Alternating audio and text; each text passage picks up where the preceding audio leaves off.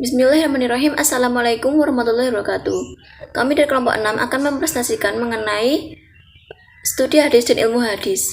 Adapun anggota kelompok kami yang pertama adalah saya sendiri, Nilan Fadila dengan NIM 207210058 akan mempresentasikan mengenai pengertian studi hadis dan ilmu hadis baik secara bahasa, istilah, dan para ahli sampai dengan sejarah perkembangan hadis pada masa Khulafa Rasyidin. Yang kedua adalah Rifki Ajar Mustika dengan NIM 207210065 akan mempresentasikan mengenai sejarah perkembangan hadis pada masa tabi'in sampai dengan unsur-unsur pokok hadis. Yang terakhir adalah Yuni Kartika dengan NIM 207210078 akan mempresentasikan mengenai fungsi as-sunnah terhadap Al-Quran sampai dengan pembagian hadis dan contohnya. Baiklah, langsung saja kepada materi yang pertama, yaitu pengertian hadis dan ilmu hadis baik secara bahasa, istilah maupun dari para ahli. Menurut Ibnu Mazur, kata al-hadis jamaknya adalah al-hadis, al-hadisan, dan al-hudsan.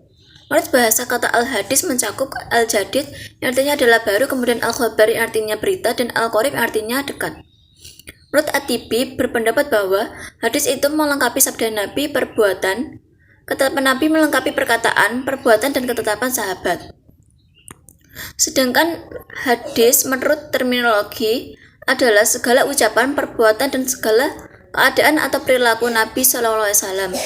Dalam definisi di atas menyatakan bahwa yang termasuk dalam kategori hadis adalah perkataan atau qauliyah, perbuatan atau fi'liyah, dan keadaan atau al-waliyah Nabi SAW. Sedangkan hadis menurut ahli muhadis adalah segala perkataan, perbuatan, dan hal ihwal tentang Nabi Muhammad SAW. Sedangkan menurut yang lainnya ialah segala sesuatu yang bersumber dari Nabi, baik yang berupa perkataan, perbuatan, maupun ketetapan. Sedangkan menurut ahli usul, definisi hadis ialah semua perkataan, perbuatan, takrir Nabi SAW yang berkaitan dengan hukum syarak dan ketetapannya. Dari pengertian di atas bahwa segala perkataan atau akwal Nabi yang tidak ada relevansinya dengan hukum atau tidak mengandung misi kerasulannya seperti tentang cara berpakaian, berbicara, tidur, makan, minum, atau segala yang menyangkut hal ihwal Nabi tidak termasuk hadis. Selanjutnya adalah pengertian ilmu hadis.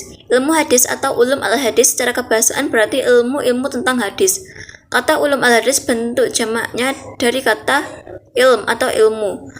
Menurut As-Suyuti, ilmu hadis adalah ilmu pengetahuan yang membicarakan cara-cara persambungan hadis sampai kepada Nabi SAW dari segi hal ihwal para rawinya yang menyangkut kedhabitan dan keadilannya, dan dari bersambung dan terputusnya sanad dan sebagainya. Menurut ulama mutakhirin, ilmu hadis ini dibagi menjadi dua, yaitu ilmu hadis riwayah, yang menurut bahasa berarti ilmu hadis yang berupa periwayatan. Menurut ITER secara istilah adalah ilmu yang membahas ucapan, perbuatan, dan ketetapan dan sifat-sifat Nabi SAW, periwayatannya, dan penelitian lafaz-lafaznya. Selanjutnya adalah ilmu hadis diroyah. Ilmu ini dikenal juga dengan sebutan ilmu usul hadis, ulum al-hadis, mustalah al-hadis, dan qawaid al-hadis.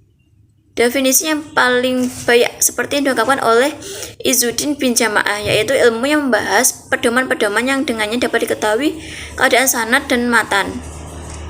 Dari pengertian tersebut kita bisa mengetahui bahwa ilmu hadis diroyah adalah ilmu yang mempelajari kaidah-kaidah untuk mengetahui hal ihwal, sanad, matan, cara menerima dan menyampaikan hadis dan sifat rawinya. Selanjutnya adalah sejarah perkembangan hadis. Yang pertama, hadis pada masa Rasulullah SAW. Rasul sebagai narasumber syariat Islam tidak sekedar sambil lalu menyampaikan ajarannya kepada para sahabat, tetapi beliau merupakan salah seorang guru yang baik. Ada beberapa cara Rasulullah SAW mentransmisikan hadis kepada para sahabat, yaitu yang pertama melalui majelis ilmu, yang kedua adalah peristiwa yang dialami Rasulullah SAW sendiri, yang ketiga adalah peristiwa yang dialami kaum muslimin atau pertanyaan yang diajukan kepada Rasulullah SAW, yang keempat adalah ceramah atau pidato di tempat umum. Pada masa Nabi ini terjadi kontroversi sekitar penulisan hadis Nabi. Hal ini terjadi karena adanya perbedaan pemahaman terhadap pernyataan-pernyataan Nabi sendiri. Di sisi lain, Nabi pernah melarang penulisan sabdanya, sementara di sisi lain, ia pernah menganjurkannya, bahkan mendiktekan pernyataan untuk dituliskan. Sehubungan dengan ini, para muhaddisin berpendapat bahwa penulisan hadis pada masa Rasulullah bersimpul pada 2 poin. Yang pertama adalah hadis yang melarang penulisan hadis dibatalkan dengan hadis lain yang membolehkannya. Kemudian yang kedua adalah larangan tersebut hanyalah khusus untuk penulis hadis bersama dengan Al-Quran dalam satu naskah. Hal ini terjadi karena dikhawatirkan akan terjadi pencampuran antara hadis dan Al-Quran. Yang kedua adalah hadis pada masa sahabat besar atau Khulafa Rasyidin. Pada masa ini dianggap sebagai masa yang menunjukkan adanya pembatasan atau memperketat periwayatannya. Pada masa Abu Bakar sebagai khalifah yang pertama menunjukkan perhatian yang serius dalam memelihara hadis. Abu Bakar sangat berhati-hati dalam menerima hadis. Periwayatan hadis pada masa Khalifah Abu Bakar dapat dikatakan belum merupakan kegiatan yang menonjol di kalangan umat Islam, dikarenakan Abu Bakar tidak segera menerima riwayat hadis sebelum meneliti periwayatannya. Dalam melakukan penelitian, Abu Bakar meminta kepada periwayat hadis untuk menghadirkan saksi sehingga dapat dimaklumi bahwa hadis yang diriwayatkan relatif tidak banyak. Selanjutnya adalah sejarah perkembangan hadis pada masa Khalifah Umar. Khalifah Umar dikenal sangat hati-hati dalam periwayatan hadis. Pada saat itu, Umar membuat kebijakan untuk melarang sahabat Nabi memperbanyak periwayatan hadis. Selanjutnya adalah sejarah perkembangan hadis pada masa Utsman bin Affan. Kegiatan umat Islam dalam menyeriwayatkan hadis telah lebih banyak bila dibandingkan dengan kegiatan periwayatan pada zaman Umar bin Khattab. Utsman melalui khutbahnya telah menyampaikan seruan agar umat Islam berhati-hati dalam meriwayatkan hadis. Akan tetapi seruan itu terlihat tidak begitu besar pengaruhnya pada para periwayatan tertentu yang bersikap longgar dalam periwayatan hadis. Hal tersebut terjadi karena selain pribadi Utsman tidak sekeras pada pribadi Umar, juga karena wilayah Islam telah semakin luas. Luasnya wilayah Islam mengakibatkan bertambah kesulitan pengendalian kegiatan periwayatan hadis secara ketat. Selanjutnya adalah sejarah perkembangan hadis pada zaman Ali. Pada zaman Ali ini, pertentangan politik di kalangan umat Islam semakin menajam. Perangan antara kelompok pendukung Ali dengan pendukung Muawiyah telah terjadi. Hal ini membawa dampak dalam bidang kegiatan periwayatan hadis. Kepentingan politik telah mendorong pihak-pihak tertentu melakukan pemalsuan hadis. Dengan demikian, tidak seluruh periwayatan hadis dapat dipercaya riwayatnya. Baiklah, saya akan menyampaikan materi yang selanjutnya, yaitu hadis pada masa tabi'in. Selain para sahabat yang sudah banyak mengoleksi hadis Nabi, ada juga tabi'in yang notabene sebagai murid sahabat juga mengoleksi hadis-hadis Nabi. Bahkan pengoleksiannya sudah mulai disusun dalam sebuah kitab yang beraturan. Metode yang dilakukan oleh tabi'in dalam mengoleksi dan mencatat hadis yaitu dengan melalui pertemuan-pertemuan dengan para sahabat. Selanjutnya mereka mencatat apa yang telah mereka dapat dari pertemuan tersebut. Para tabi'in menerima hadis Nabi dari sahabat dalam berbagai bentuk. Jika disebutkan ada yang dalam bentuk catatan atau tulisan dan ada juga yang harus dihafal. Di samping itu, dalam bentuk yang sudah terpolakan dalam ibadah dan amaliyah para sahabat, lalu tabi'in menyaksikan dan mengikutinya. Dengan demikian, tidak ada satu hadis pun yang tercecer apalagi terlupakan. Perihal menulis hadis, di samping melakukan hafalan secara teratur, para tabi'in juga menulis sebagian hadis-hadis yang telah diterimanya. Selain itu, mereka juga memiliki catatan-catatan atau surat-surat yang mereka terima langsung dari para sahabat sebagai gurunya. Ada beberapa kota yang dijadikan pusat pembinaan dalam periwayatan hadis, yang kemudian dijadikan sebagai tempat tujuan para tabi'in dalam mencari hadis. Kota-kota tersebut adalah Madinah Al-Munawwarah, Makkah Al-Mukarramah, Kufah, Basrah, Sam, Mesir, Maghribi, dan Andalusia, serta Yaman dan Khurasan. Pusat pembinaan pertama yaitu di Madinah, karena di Madinahlah Rasulullah menetap setelah hijrah dan Rasulullah juga membina masyarakat Islam yang di dalamnya terdiri atas kaum Muhajirin dan Ansor. Materi selanjutnya yaitu hadis pada masa tabi'i al-tabi'in. Masa tabi'i al-tabi'in dimulai dengan berakhirnya masa tabi'in. Tabi'in terakhir adalah tabi'in yang bertemu dengan sahabat yang meninggal paling akhir. Cara periwayatan hadis pada masa tabi'i al-tabi'in adalah bilafdi, yaitu dengan lafadz. Karena kodifikasi hadis mulai dilakukan di akhir masa tabi'in. Kodifikasi pada masa ini telah menggunakan metode yang sistematis, yaitu dengan mengelompokkan hadis-hadis yang ada sesuai dengan bidang bahasaan, walaupun dalam penyusunannya masih bercampur antara hadis Nabi dengan qaul sahabat dan tabi'in. Selain periwayatan hadis bilafdi, ada juga sistem penerimaan dan periwayatan hadis dengan sistem isnad. Maraknya pemalsuan hadis yang terjadi di akhir masa tabi'in yang terus berlanjut sampai masa sesudahnya menjadikan para ulama untuk meneliti keautentikan hadis. Cara yang ditempuh para ulama yaitu dengan meneliti perawi-perawinya. Dari penelitian tersebut memunculkan istilah isnad sebagaimana yang dikenal hingga saat ini. Selanjutnya adalah unsur-unsur hadis. Unsur-unsur hadis dibagi menjadi 3, yaitu yang pertama sanad, yang kedua matan, yang ketiga adalah rawi. Sanad secara bahasa berarti sandaran atau sesuatu yang bisa dijadikan sandaran.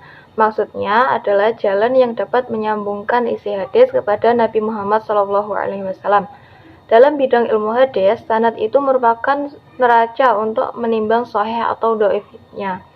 Jika salah seorang dalam sanad ada yang fasik atau tertuduh dusta, atau jika setiap para pembawa berita dalam mata rantai sanad tidak bertemu langsung, maka hadis tersebut dhaif sehingga tidak dapat dijadikan hujjah.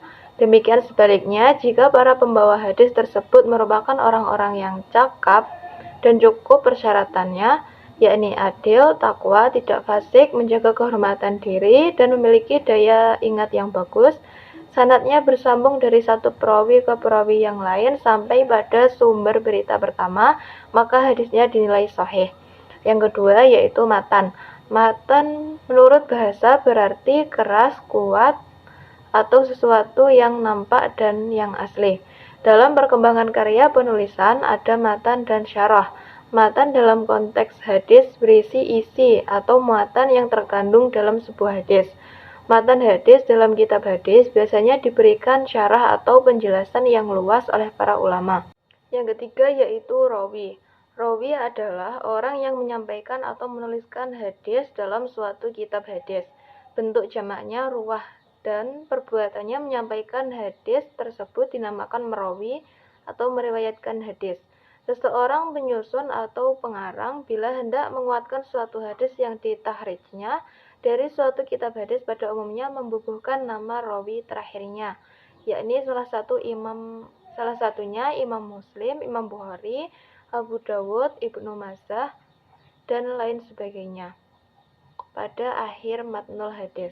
Baik, saya akan melanjutkan presentasi yang keempat, yakni fungsi sunnah terhadap Al-Quran, di mana sunnah merupakan urutan kedua pemberlakuan hukum-hukum setelah Al-Quran, yang berfungsi sebagai penafsir yang mampu mengungkapkan maksud dan tujuan Al-Quran, yang tertuang dalam firman Allah SWT dalam surat An-Nahl ayat 44 yang artinya, dan kami turunkan kepadamu Al-Quran agar kamu menerangkan kepada umat manusia apa yang diturunkan kepada mereka dan supaya mereka berpikir. Selain itu, fungsi sunnah terhadap Al-Quran ada memperkuat hukum dalam Al-Quran, menjelaskan atau merinci isi Al-Quran, menetapkan hukum baru yang tidak dimuat dalam Al-Quran. Baik, saya akan melanjutkan presentasi yang kelima, yakni pembagian hadis dan contohnya. Yang pertama yakni hadis sahih. Hadis sahih ialah hadis yang sanadnya bersambung, diriwayatkan oleh perawi yang berkualitas dan tidak lemah hafalannya. Di dalam sanad dan matanya tidak ada syadz dan ilat. Contoh hadis sahih ini sendiri yakni tentang orang yang paling berhak mendapat kebaktian terbaik.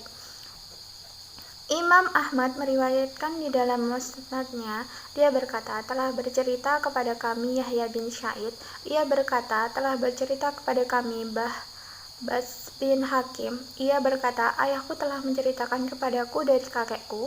Ia berkata, aku bertanya, wahai Rasulullah, siapakah orang yang aku harus paling berbakti kepadanya? Rasulullah SAW menjawab, ibumu. Aku bertanya lagi, kemudian siapa?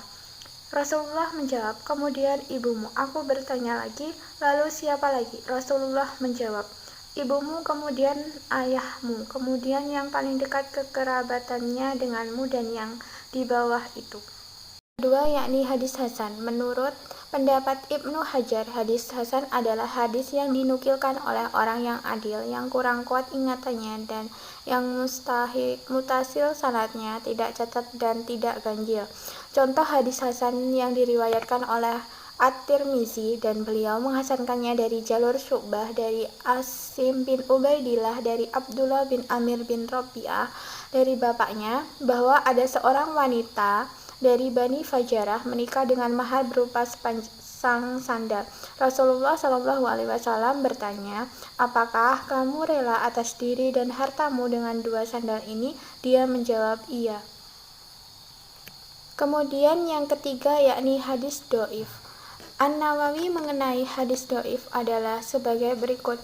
Hadis yang di dalamnya tidak terdapat syarat-syarat hadis sahih dan syarat-syarat hadis hasan sebagaimana yang telah lampir. Contoh hadis tentang ganjaran orang yang melaksanakan ibadah puasa dan sholat tarawih. Dari Nadir bin Syaiban, ia mengatakan, aku pernah bertemu dengan Abu Salamah bin Abdurrahman rahimahumullah. Aku mengatakan kepadanya, ceritakanlah kepadaku sebuah hadis yang pernah engkau dengar dari bapakmu, maksudnya Abdurrahman bin Auf radhiyallahu anhu, tentang Ramadan. Ia mengatakan, ya bapakku, maksudnya Abdurrahman bin Auf radhiyallahu anhu pernah menceritakan kepadaku bahwa Rasulullah SAW pernah menyebut bulan Ramadan lalu bersabda, bulan yang Allah Azza wa Jalla telah wajibkan atas kalian puasanya dan aku menyunahkan buat kalian sholat malamnya. Maka barang siapa yang berpuasa dan melaksanakan sholat malam dengan dasar iman dan mengharapkan ganjaran dari Allah Azza wa Jalla, niscaya dia akan keluar dari dosa-dosanya sebagaimana saat dia dilahirkan oleh ibunya. Hadis riwayat Ibnu Majah nomor 1328 dan Ibnu Huzaimah nomor 2201 lewat jalur periwayatan Nadir bin Syaiban. Sekian presentasi dari kelompok kami, kurang lebihnya kami mohon maaf.